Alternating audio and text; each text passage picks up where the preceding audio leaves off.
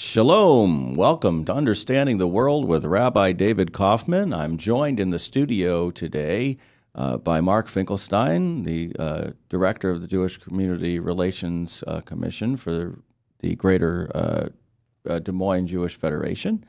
And happy Passover to all of my Jewish friends out there, and a happy Easter weekend and Good Friday, actually, today. Tomorrow, for all of my Christian friends. This week, there's been a lot of things going on this week and last week. We're going to begin our show with the world in 5 minutes, so just bear with me as I go through some of the highlights of what's been going on. So this week is Passover. This week, Jews around the world mark the Festival of Freedom. Passover, actually, the Seder, most people are familiar with, took place Monday night and Tuesday night in Jewish homes around the world. I know many of our Christian friends also mark a Passover celebration in some fashion, oftentimes attending a Seder meal with their Christian friends. And we talk about freedom. We talk about our responsibility to those who came before us, to maintain what we have been given in our lives. We talk about the blessings that we have. And Jews specifically talk about the importance of the land of Israel and Jerusalem. In an Orthodox context, they actually talk about rebuilding Jerusalem and restoring the sacrifices in the temple. In a Reformed Jewish context, we talk about more of a symbolic Jerusalem, talking about making our world a better place, perfecting our world, and bringing peace and freedom to people who are oppressed and find themselves in a darkened and oppressed place. In the midst of all of this, we're dealing with nations and cultures that are not based on freedom, that are not acting very nicely. In fact, if you look right now, the real headline this week comes out of North Korea, where the government of North Korea is being very belligerent, and to the point that they're actually threatening to use rockets and, in fact, threatening war, basically, against South Korea and an American ally, and also even against the United States if the United States tries to do anything. The United States, in response, has actually escalated its posture against North Korea. Many people may not be paying attention to Southeast Asia, but it's always a problem when you take your eyes off of Southeast Asia, at least in the last 50 years. Really last 70 years, I should say. The United States sent B-2 bombers that are capable, stealth bombers that are capable of carrying nuclear ordnance to South Korea as an escalation of our posture there. This is not a good development, really, and we need to pay attention to what's going on in this conflict. Back to the Israeli side of things, this has really been kind of a quiet week in Israel because it's Passover. What you really have going on is kind of the developing aftermath of President Obama's visit last week.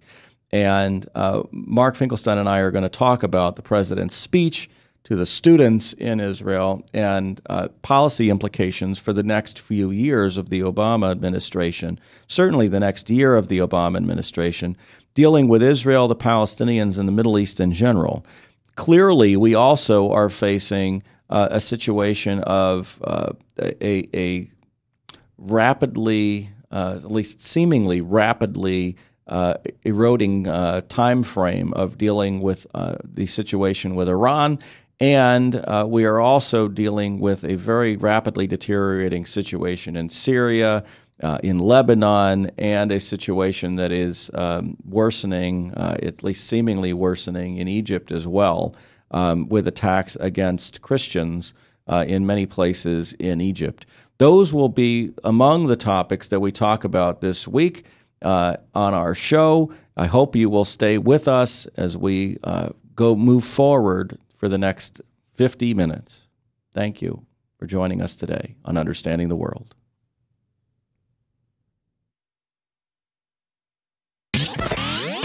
from the RE/MAX Real Estate Concept Studios, this is Webcast One Live. I'm Brian Leach, owner and general manager of Service Legends. I brought along a couple of the home comfort heroes. Hi, I'm Tammy Wells. I am Nick Wonderscheid. I'm administrative manager I am the senior technician from Service Legends. It seems like every good thing, when you feel it to the bone that it's good, there's a lot of hard work put behind it. I don't think that you can fake it and have it turn out good. You know, if we seem like, okay, that's just weird, it's just a furnace, why would you believe so deeply in a furnace? It's not just that, you know, we want to show the world that you can have good service. Yeah, I mean, it's got to be, it's your home. You know, it's built into our daily trainings, it's built into our culture, that we're going to do whatever it takes to have each client say they love us, period. That's why we spend all the hours in the training that we do. And if we guarantee it's going to be a good experience for you, or else it's free, what type of work do you think we're going to do? There is a guarantee. Temperature selection guarantee, fixed right or it's free guarantee, comfort guarantee, best value guarantee. All of these guarantees hold us accountable to ensuring that we exceed your expectations. And if for whatever reason we'd fail and we can't make it right, we guarantee all of those guarantees with a 100% money back guarantee. I mean, if you don't think that your technician can fix it right, are you going to say that to a client? No. You don't have to worry about having a technician come to your house. We drug test, background check all of our team members. We put safe people in your home. Each and every one of our service techs, 400 hours a year in training. You tell it the minute they walk in the door. They know what they're doing, they've done their homework, and they actually truly care about what you want. Because at the end of the day, you're the person that makes sure I have a job. They're going to be listening. They're going to want to know what your challenges are. Then they're going to come and give you options, and you get to choose. If I'm there to help and I make it easy and painless, I did my job right that day. Well, when it comes to your comfort, safety, and your family, you know, you don't necessarily go buy the most expensive, but you get the most bang for your buck. Oh, it's worth it, because there's a lot of people that will find a way to get it to work right now and then leave and then come back, charge you again, and the cycle just repeats itself. So when I'm out there looking at the furnace, I want to find why it failed today. How can we change the part today with something that you're not going to have to worry about? Is it worth changing the part today? I mean, you can put a lot of money into a furnace. I can fix parts all day. There's good job security in that for me, but is it the right thing for you? I get a lot of the phone calls of after the technicians are there. They're just in awe. They're like, wow, you guys are great. I mean, I don't even know what to say. You guys are great. Everything you did was perfect. It was great. Keep going though, I like this. Just give us a try. I'm gonna take all the risk. I've got the time to make this right. I've got the support to make it right. Just check us out. And if you don't see the value in what we do, I mean, fixed right or it's free or 100% money back. enough said.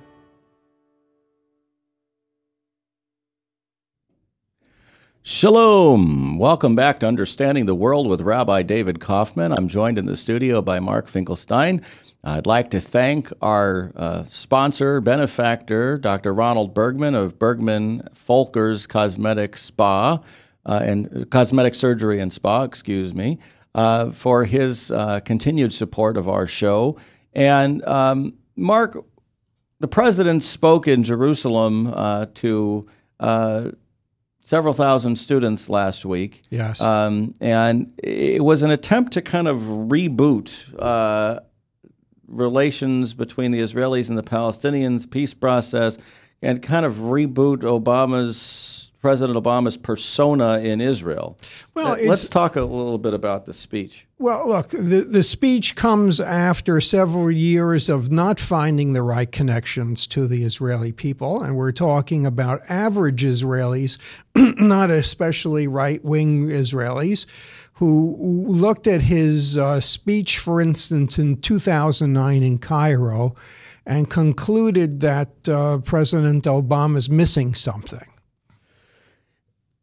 I think the president's initial speech in Cairo in 2009 set the tone for the last 4 years. Really, it set the tone for the first 2 years, I would say, because I think the last 2 years have been a little different than the first 2 years. But it was this idea that the administration was going to do things differently from the Bush administration, was going to kind of shift its perspective toward the Arab world and have the Arab world feel better about working with the United States. The United States wanted to be seen as kind of a neutral broker, if you will. And it's taken really taken the Obama administration kind of a while to get the Israeli people to start believing that the Obama administration was supporting Israel, even when the Arab world doesn't support what they're doing. Well, the Arab world, I think, anticipated that President Obama would be different than other presidents simply because he was the first non-white African-American president, and that he had a middle name that was Islamic. Yeah. And it was not the case. But I think that the president found in his first couple of years that there was absolutely no compliance with his demands from the Arab nations. Well, yeah, I mean, really, you could make the case to a certain extent from anybody. Other than the fact that Netanyahu froze the settlements for 10 months. He did. There was an initial agreement that the Israelis would freeze settlements, and that was the demand, freeze settlement expansion, and that was the demand of the Palestinian Authority for negotiations. And then they changed the demand for negotiations and held off. So one of the things about President Obama that I think from the Jewish community's perspective is very good is that he's got a real strong connection kind of with Jewish ideas and Jewish themes, particularly on the progressive side of things. And just looking at this speech as he's talking to kind of a secular progressive audience in Israel is really who he was talking to.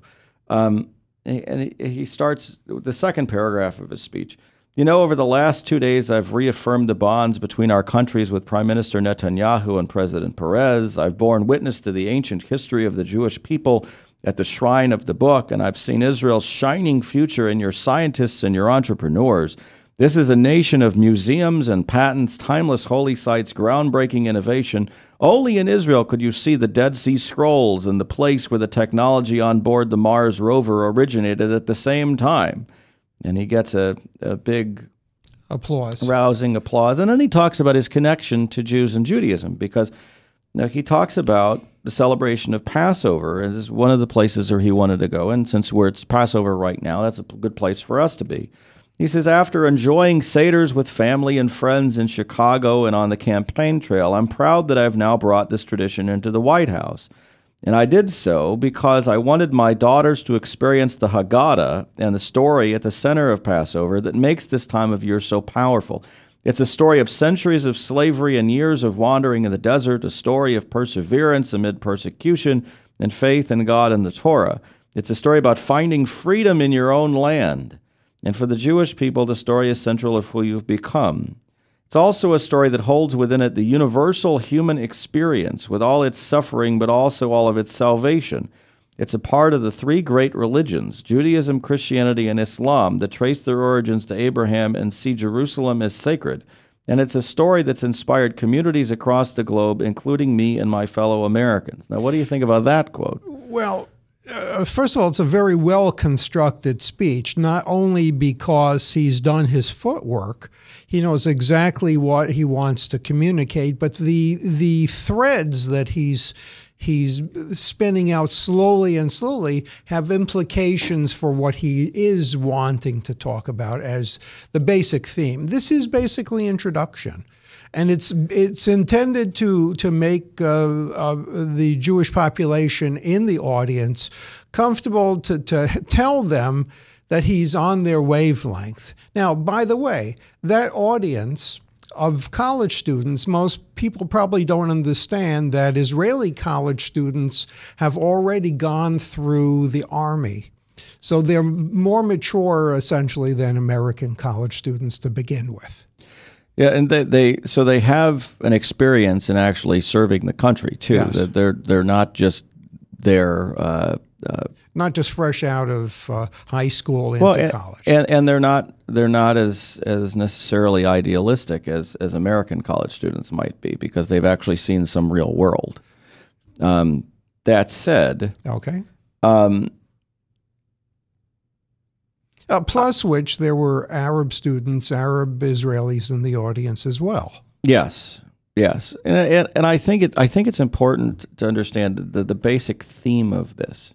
And the president introduces this idea about finding freedom in your own land. Yeah, it has multiple implications. And then making Passover part of three great religions: Judaism, Christianity, and Islam. I don't think that's true. Well, there's probably a lot of things that aren't true in the technical sense.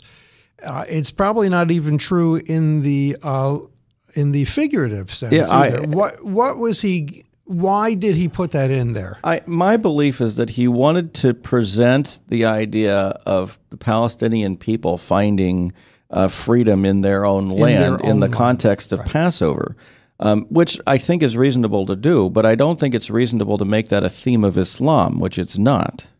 That's not a theme of Islam. I don't think it's even a theme of Christianity, to be perfectly honest. I mean, Christianity, the idea is that you're supposed to find your freedom through Jesus, your salvation through Jesus. It's not supposed to be that the Passover narrative is what gets you there. For Jews, that's what it is. Now, I think... And for Muslims, I don't think that is part of their reality at all. Or of looking at anything, right. Yeah, I think for the sake of the readers, we have to declare, I'm not against the Palestinian state. We're looking essentially, and neither are you, David. No. Now, it's just a matter of how to get there. We're looking at these thoughts in the context that they deserve to be looked at in terms of an analytical process of figuring out what the president said. Yeah, I mean, I think... in this context, I would say that the president tried to say too much. Well, he tried to idealize it a little too much. Let me pull us sideways for a second. I think in coming years we'll figure out how he came to put together this particular address, who influenced him in this, whether it was Tom Friedman or somebody else in the White House, or whether he's sort of like a individual academic in looking at these matters. Well, I think the address as a whole is very good. In fact, he gets to where I would have wanted him to go to begin with, after he tries to connect the Passover to Judaism, Christianity, and Islam. And I think it connects to Judaism. It connects to Christianity theologically. I'm not sure it connects to Islam at all. But that said, he says, of course, even as we draw strength from the story of God's will and his gift of freedom expressed on Passover, we also know that here on earth we must bear our responsibilities in an imperfect world. I think he could have just gone there. Well, he probably could have. That means accepting our measure of sacrifice and struggle just like previous generations. It means us working through generation after generation on behalf of that ideal of freedom. As Dr. Martin Luther King said on the day before he was killed, I may not get there with you, but I want you to know that we as a people will get to the promised land. So just as Joshua carried on after Moses, the work goes on for all of you, the Joshua generation, for people and dignity, for opportunity and freedom. And then he skips a little bit. The dream, I'm going to just skip a little bit here. The dream of true freedom finally found its full expression in the Zionist ideal to be a free people in your homeland. So he reiterates that idea. And that's why I believe that Israel is rooted not just in history and tradition, but also in a simple and profound idea, the idea that people deserve to be free in a land of their own. Well, this is freighted material, loaded with what he wants to deliver. So responsibility does not end. I'm skipping a little bit again. Responsibility does not end when you reach the promised land. It only begins.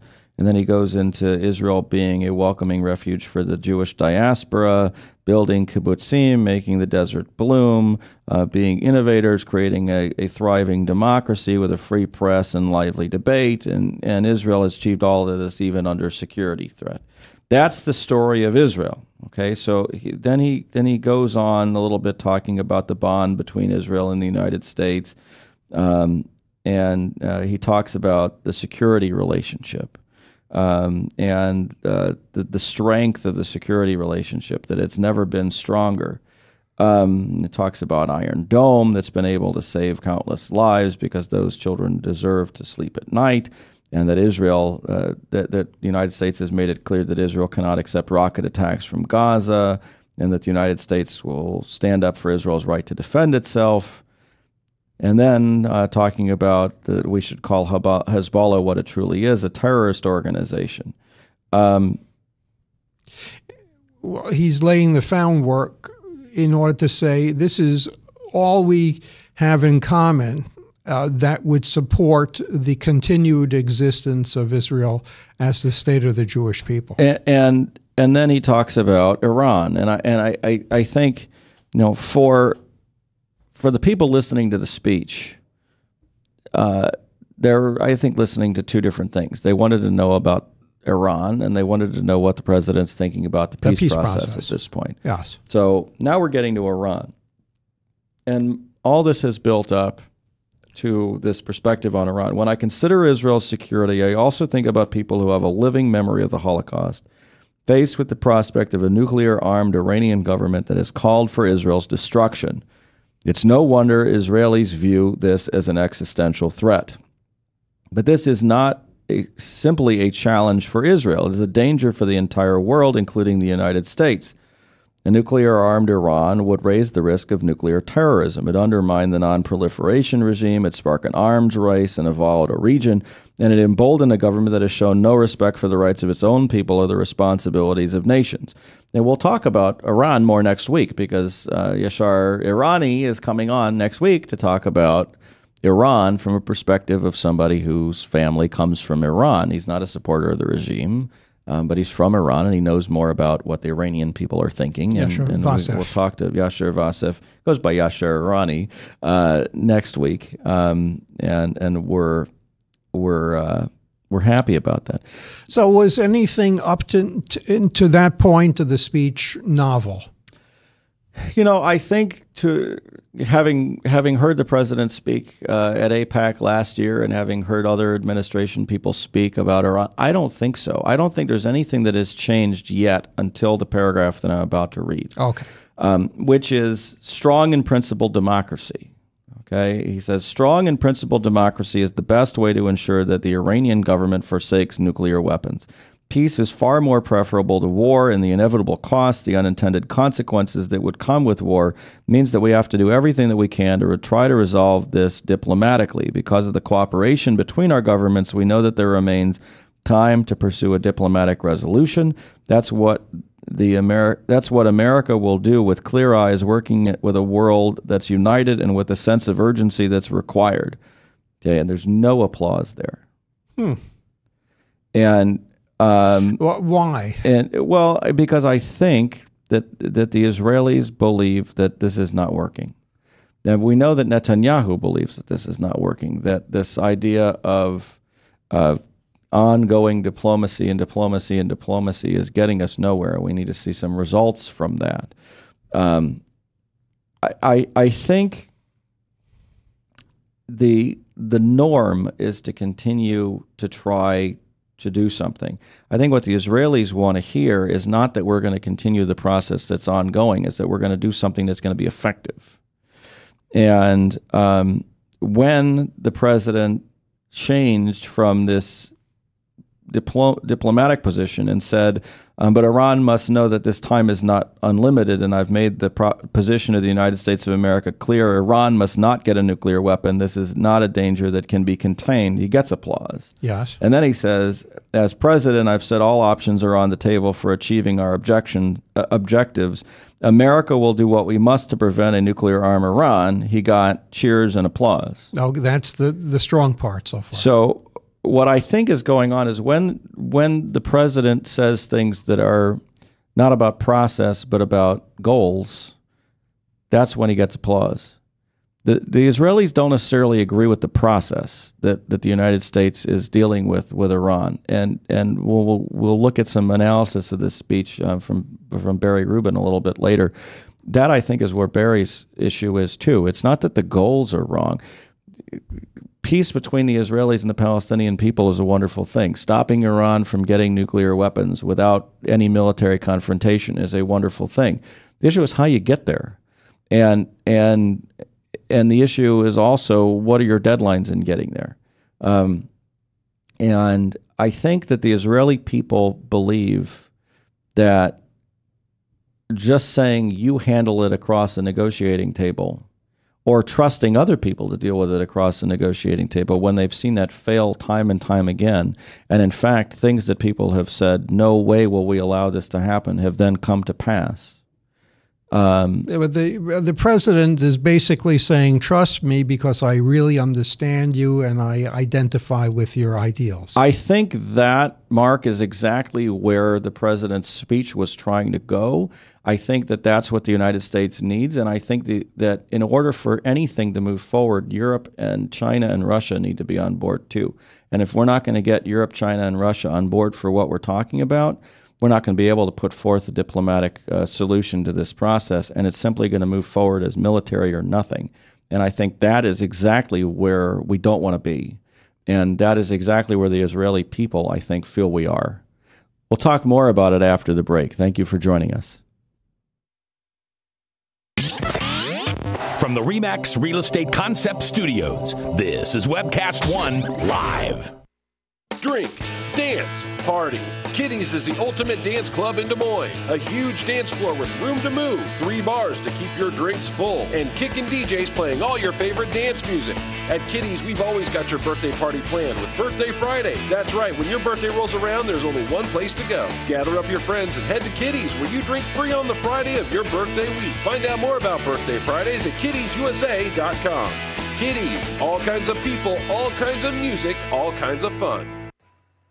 Drug and alcohol addiction slowly steals a person's identity, tearing away pieces of their life little by little until one day it seems like the hope of a happy future is gone and there's no chance of getting it back.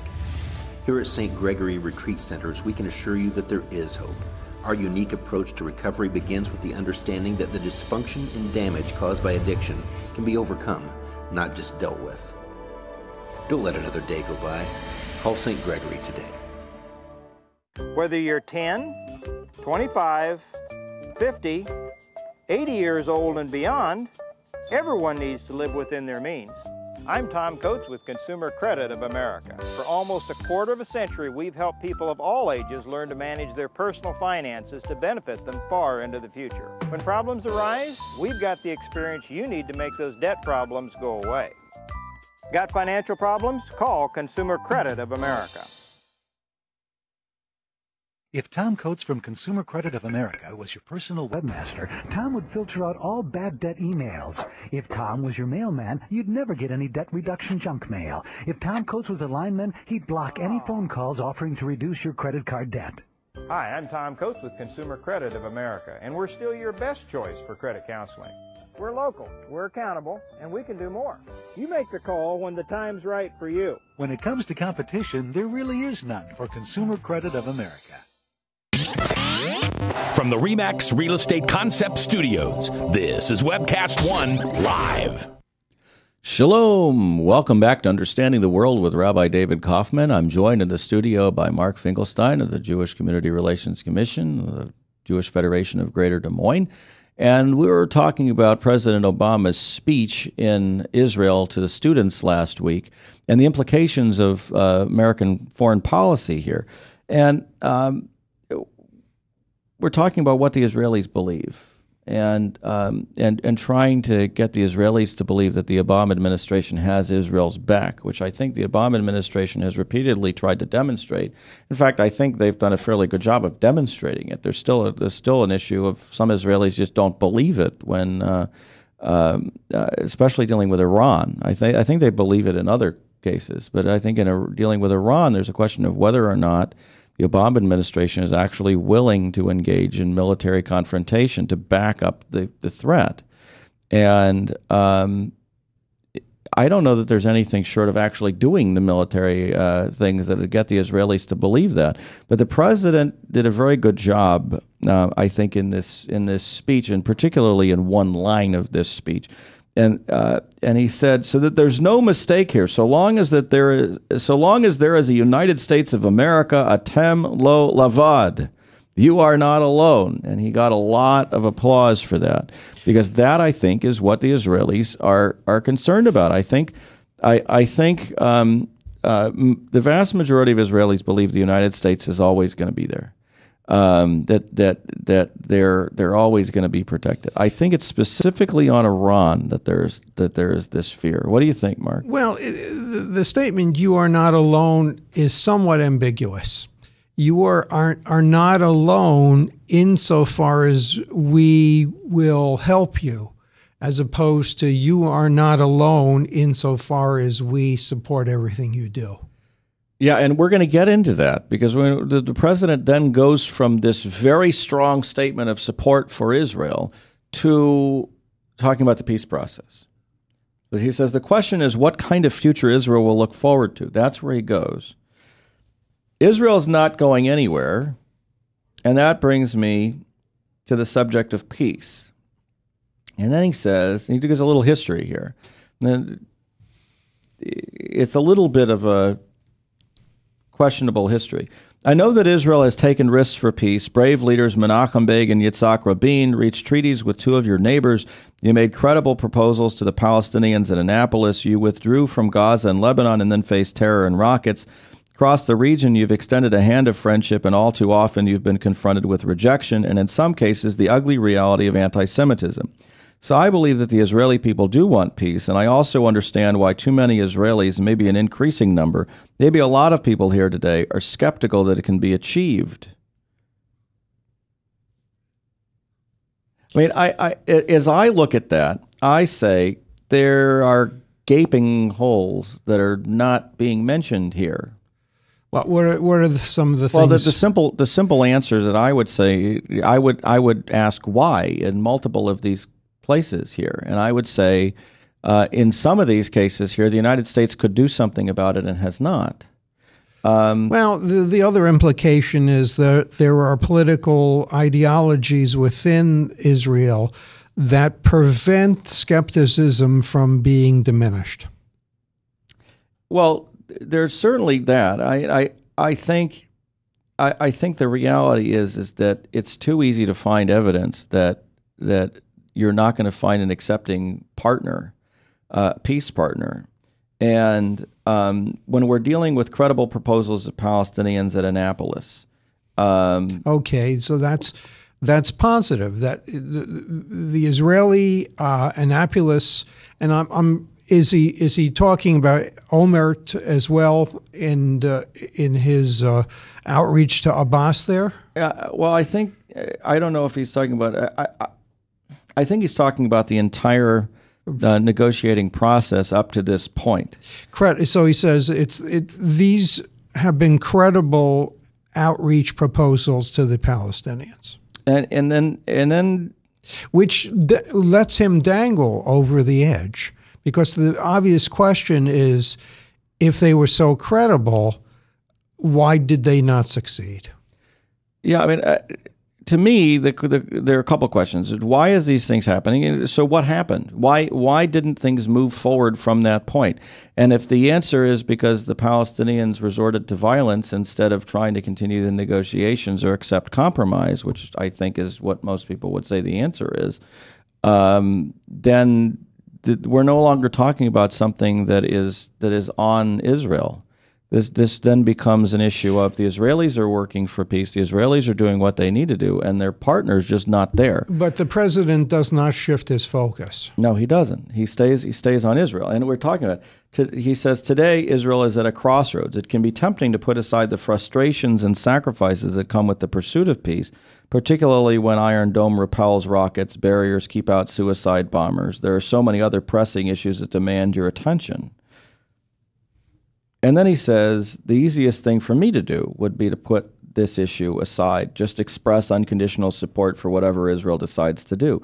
That would be the easiest political path. But I want you to know that I speak to you as a friend who is deeply concerned and committed to your future, and I ask you to consider 3 points. Well, that's the Tom Friedman line. This is exactly the Tom Friedman line. When I heard this, I was like, that is Tom Friedman. That is Tom, and that leads me to suspect that Friedman had either communications with the president or the president studied Tom Friedman's columns. This is also J Street's line. Oh, that's true. I mean, so what we're talking about here. We didn't expect the president to come in with the centrist view that Israel propounds? Well, I think the issue is this. Speaking to Israel as a friend is one thing. Yes. Acting like a friend and speaking to the enemies of Israel as a friend of Israel is another thing. And I think to a certain extent we haven't seen that in a lot of different places. And that is really what the Israelis, I think, are more infuriated about. It's not how the Obama administration interacts with Israel so much as how the Obama administration interacts with Turkey and Egypt. Right. A friend of Israel would not tolerate Turkey threatening Israel's security, threatening to support Hamas, a recognized terrorist organization in the United States, and saying, oh, it's okay for you to be in NATO and we'll demand an apology from Netanyahu.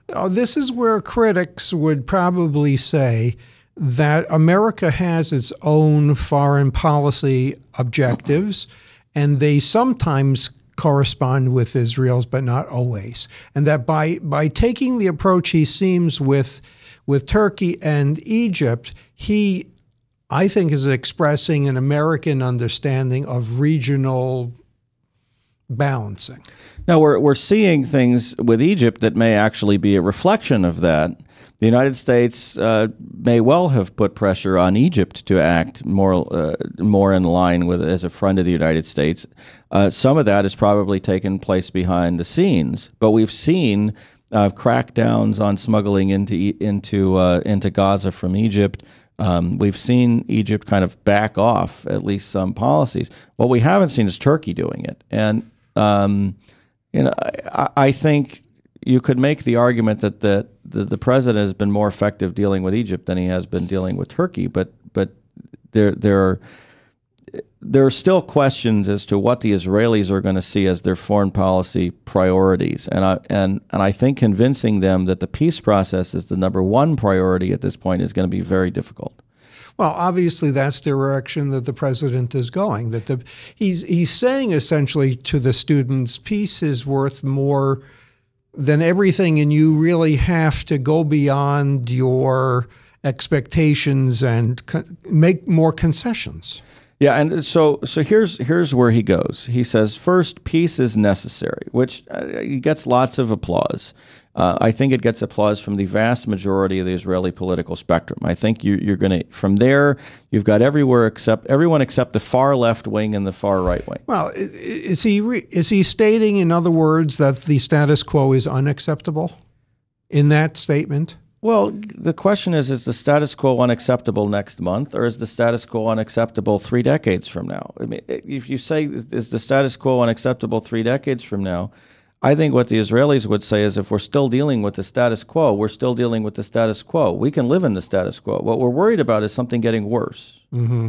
We're not worried about things being the way they are. The people who should worry about things being the way they are the people who are suffering right now. So the people who really should be worried about the status quo at this point are the people in the Palestinian territories. They're the ones who are currently suffering. The Israelis are going to have to worry about a changing status quo that makes things worse from them.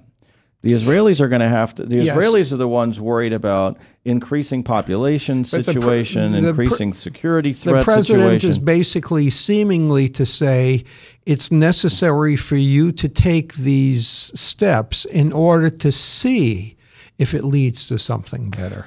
Well, he makes a good point here, I think, about the two-state solution. And I'm a supporter of the two-state solution, and I think that the rest of this first point, I think, is very good. He says, I believe that peace is the only path to a true security.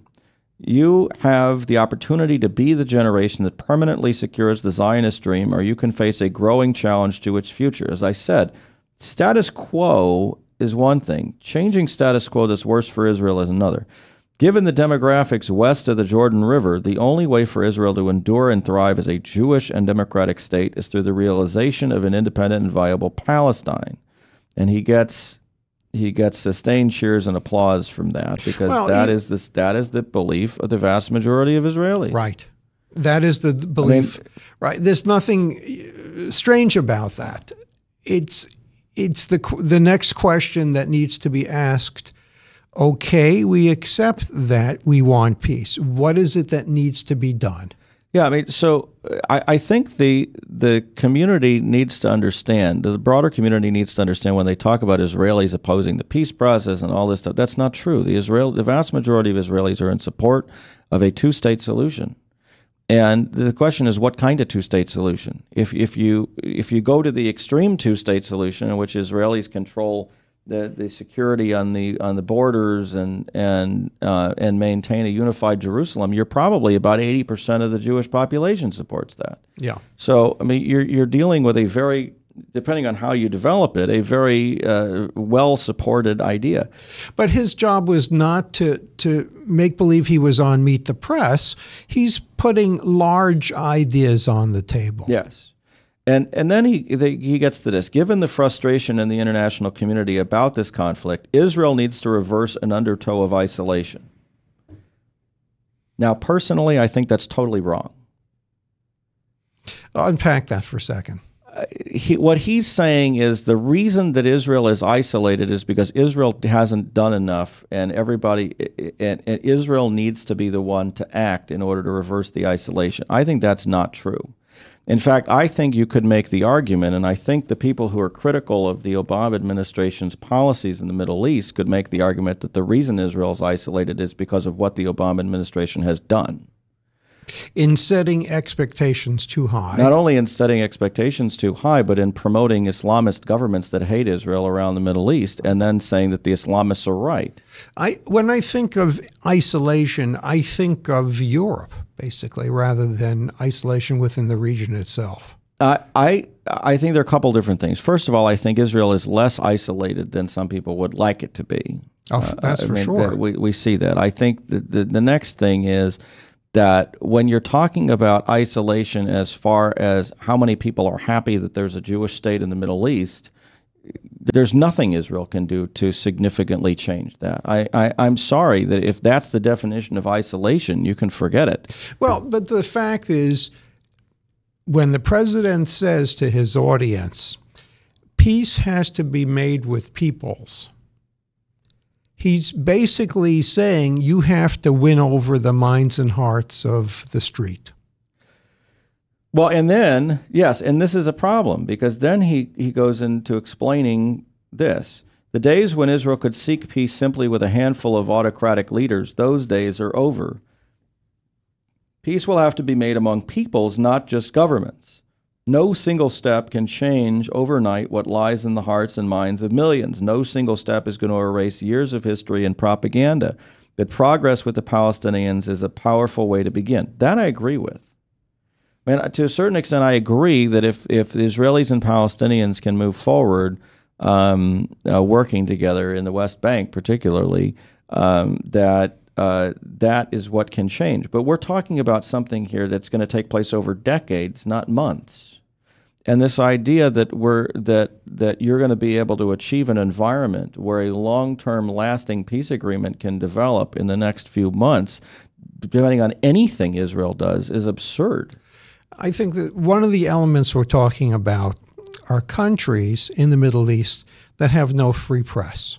In other words, regardless of what Israel does, number one, it's going to be filtered through the press of the particular countries surrounding it, and that press coverage is going to be negative to begin with. Yes, and it's going to be as you have Muslim Brotherhood control in these places around the Middle East, you're going to see worse and worse coverage because they're opposed to peace and they're opposed to the existence of a Jewish state.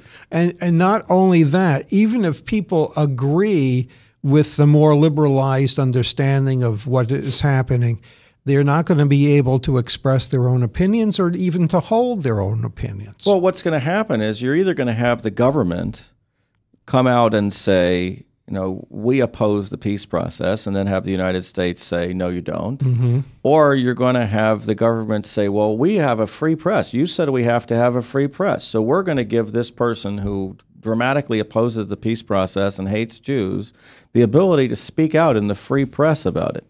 And in which case the same thing happens. That you still have the propaganda, you still have the theology.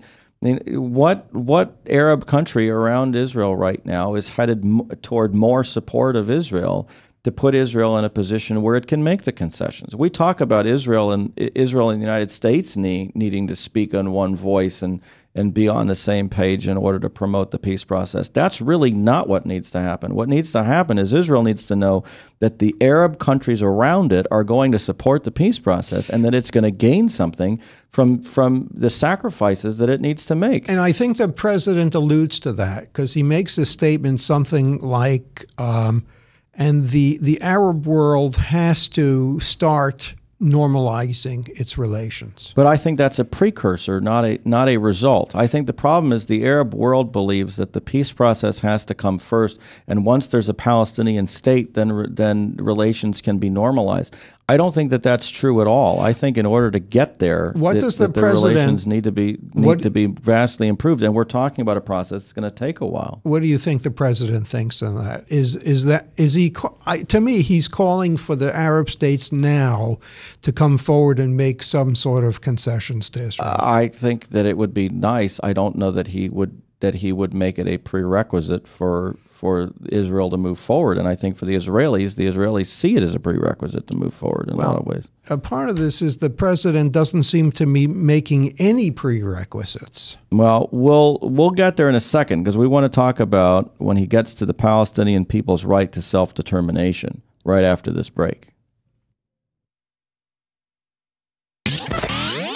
From the RE/MAX Real Estate Concept Studios, this is Webcast One Live.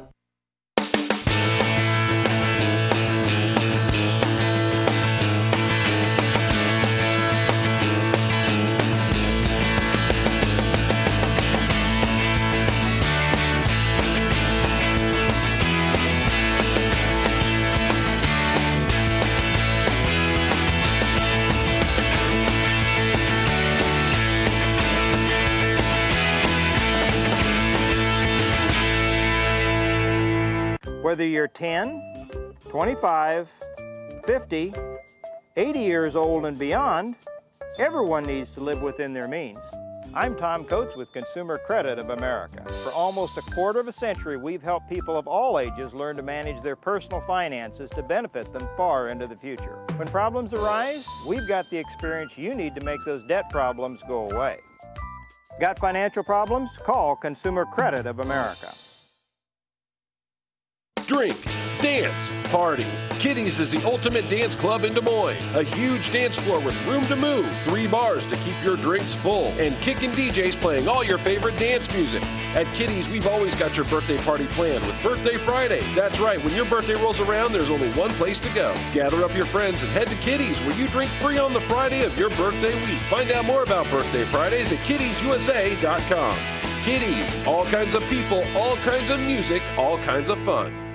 If Tom Coates from Consumer Credit of America was your personal webmaster, Tom would filter out all bad debt emails. If Tom was your mailman, you'd never get any debt reduction junk mail. If Tom Coates was a lineman, he'd block any phone calls offering to reduce your credit card debt. Hi, I'm Tom Coates with Consumer Credit of America, and we're still your best choice for credit counseling. We're local, we're accountable, and we can do more. You make the call when the time's right for you. When it comes to competition, there really is none for Consumer Credit of America. From the RE/MAX Real Estate Concept Studios, this is Webcast One Live. Shalom. Welcome back to Understanding the World with Rabbi David Kaufman. I'm joined in the studio by Mark Finkelstein of the Jewish Federation of Greater Des Moines, and we're talking about President Obama's speech to the students in Israel last week. And it's important to understand the context of the speech, and I think Barry Rubin did a very good job of explaining this stuff. He said he didn't have big problems with what President Barack Obama said in his lecture to Israeli students. He said that peace is good for Israel, that peace is possible, and that people should work for peace and conciliation. These are all fine settlements. Excuse me, there's a Freudian slip. The student applauded wildly because they didn't think he was attacking Israel, but voicing the sentiments they already hold. Indeed, most Israelis and their leaders have held for decades.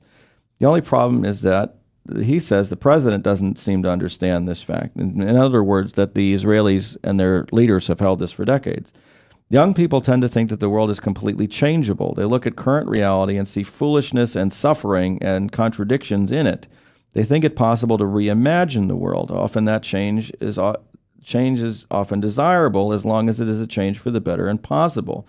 And then he goes through some of these things about trust building, and he says this is not a new idea. It's something Israelis have been thinking about and working on for decades, especially during the last 20 years. Israel's Declaration of Independence declared, "We extend our hand to all neighboring states and their peoples in an offer of peace and good neighborliness, and appeal to them to establish bonds of cooperation and mutual help with the sovereign Jewish people settled in its own land. The state of Israel is prepared to do its share in common effort for the advancement of the entire Middle East." And then, of course, we have the peace process, and Barry Rubin explains that during the peace process in the 1990s, Israelis worked strenuously to build these bridges. He actually taught a course on political analysis at a Palestinian university, and Yasser Arafat's niece was one of his students. He said the Palestinian Authority decreed that there would be no normalization, and people or institutions were ordered and threatened against such trust-building measures. This is later on. One Israeli center invited 35 Palestinians to discuss conciliation. 2 came to the first meeting, and only 1, a non-Arab, came to the second. He says the resistance to such bridge building comes from the Palestinian side. Even if people want to do so, they're intimidated. And he says in 4 years, in the last 4 years, as President Obama talks about people asserting their freedom and wanting what they can, wanting self-determination in the Arab world, he says in country after country, radical Islamists have been taking over who define what they want as genocide against the Jews, and Israel being wiped off the map. The moderate young people President Obama has described are being repressed. Some have fled Egypt. The same is true of those young Palestinians that I met with this morning. This is quoting President Obama. The same is true for young Palestinians who yearn for a better life in Gaza. And he says, perhaps when those young people take over from that repressive, undemocratic state, things will change. But won't Israel have to wait until that change comes? And for each one of such people, there are 1,000 who support violence, believe in victory, and want Israel dead. Now, you can question his numbers there, but he's certainly got the idea that the government that's in charge does not feel that way about these sentiments. So as we're going through, the president talks about this is where peace begins, recognizing that the other people have the same desires and wants that you have. But what he says, what Barry Rubin says, is what has happened in the hearts of the people on the other side is where the problem is. That if they have peace in their hearts, they better keep it hidden there or else, because the dominant point of view right now is not that. You don't have peace groups protesting in the streets of Ramallah demanding that the government make concessions to Israel in order to achieve peace. You certainly don't have those protests in downtown Gaza City. This just does not happen. And until you have that, you're going to have a really difficult time making peace. Mark, you want to talk about some of this stuff and Barry's interpretation? Well, Barry's interpretation is based on, I think, observation, what's happening, as opposed to simply people taking a narrative. And the Palestinian narrative seems to have been Israel is entirely wrong, and anything we can do to give us the justice that we seek is valid. And there are plenty of people across the world who just support that view. I think the crux of the matter that Barry Rubin points out, and that I think I find in this speech too, is that telling the Israelis what they already believe certainly gets applause. And then piggyback on that to stretch them. And I think the American viewpoint in general with regard to any foreign culture is take them from where they are and bring them to a higher ground. And what you get in this dialogue that I think is problematic from the Israeli perspective is that the president and others, European leaders and others, want to make this argument that the Israelis need to be convinced to pursue peace, and that the Israelis need to be desirous of peace. And Barry Rubin, I think, is expressing the idea that the Israelis already want that in overwhelming numbers. The Israelis have already been active in pursuing that in overwhelming numbers. The Israelis have peace groups protesting in the streets. They have organized peace groups on campus trying to reach out to the Palestinians. They've got all kinds of things going on, trying to build bridges with Palestinians. And the resistance is not coming from the Israelis. The resistance is coming from the Palestinians. And what he says, yes, we want a two-state solution. Yes, we put ourselves in the shoes of the Palestinians, and such empathy and reportages daily in all the Israeli newspapers is the opposite that is never true. It is a slander on Israel to talk about the situation as if old folks impose hatred on young people. In 1993, the nation was overwhelmingly united by hope. By around 1999, even my conservative friends were open to a two-state solution. Israeli textbooks do not contain hate, and neither does the teaching, films, or television. But he points out that the president says, look at the young people who have not yet learned a reason to mistrust or have learned to overcome a legacy of mistrust that they inherited from their parents, because they simply recognize that we hold more hopes in common than fears that drive us apart.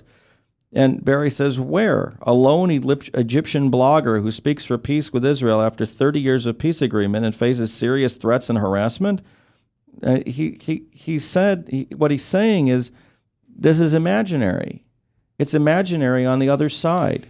It's imaginary on the other side for people who want to believe it because of the focus on what's called the occupation. And the president talks about the occupation. There's two issues here. There's statehood for Palestinians, and there's peace. That's one way to frame the issue. The other issue is you do away with the occupation, you automatically, supposedly, get peace. That's the president's understanding.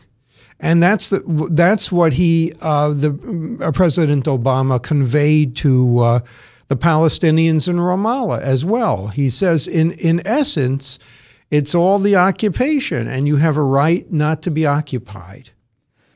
The issue is, how do you end it? How do you get somewhere that's a solution that's going to solve this problem? How do you get the Israelis and the Palestinians to a position where the Palestinians are actually willing to move toward the Israeli position in order to achieve peace? Well, the Israeli position, in essence, is recognize me as the state of the Jewish people. Well, that's part of it, but they're also not willing to concede certain things that the Palestinians seem to be insisting on. Well, that may be, but even in an article today, somebody says the first step is recognition of reality. The president said Israel's not going anyplace. Israel's a Jewish state. He cannot compel the Palestinians to say that. I would agree with that, Mark. I believe that the real situation is exactly where all negotiations begin. And anybody who wants to pretend that negotiations on a two-state solution begin in 1948 is absurd. Negotiations on a two-state solution begin in 2013.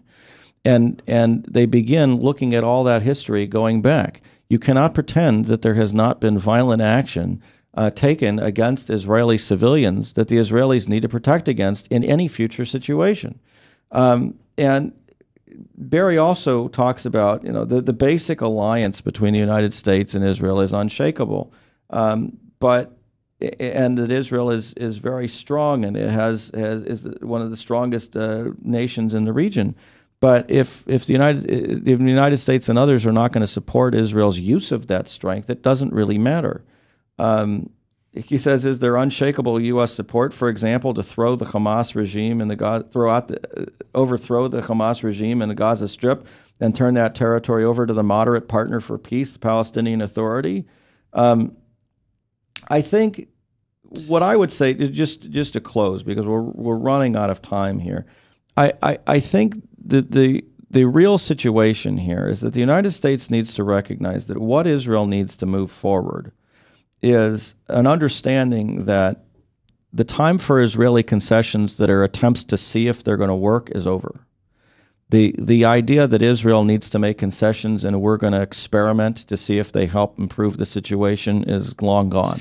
It may be long gone, but there are people in the mainstream media who say this is the way forward. Well, I understand. It may be the only way forward because they can't convince the Palestinians to even make any attempt. That's right. And if that's the case, you're going to have a way forward that's going to look at Israel becoming continually weaker and having the Palestinians continually refuse to move forward because no one's pressuring them to do anything. I think the way forward is really by saying, look, at some point we're going to recognize an Israeli unilateral decision, and that if you don't go to the negotiating table, your choice is either we're going to recognize unilaterally what we and Israel work on determining as borders of this country, or you're going to negotiate a better solution than that. And that's the way to make it go forward. But what we've got right now is expectations on the Palestinian side that Israel's going to be pressured, and all they have to do is wait until Israel makes concessions. And so, once again, we're exactly where we were in 2009 in Cairo. We have rebooted the situation in which there's now an expectation that Israel is going to be pressured to make concessions. And once they make concessions, the Palestinians will simply wait for the next concession. With that, there is hope. There is some hope that the leadership right now in the Palestinian Authority will see that working with Israel and working with America to try to achieve a peace agreement is better than waiting for Hamas and the Islamists to take over the West Bank and make things impossible, not only for them, but for others. The hope comes that we can move from oppression to freedom, just as this Passover week gives us, not only in our minds, removing that oppression and difficulty from our minds and our lives now, but in helping those who are oppressed achieve freedom.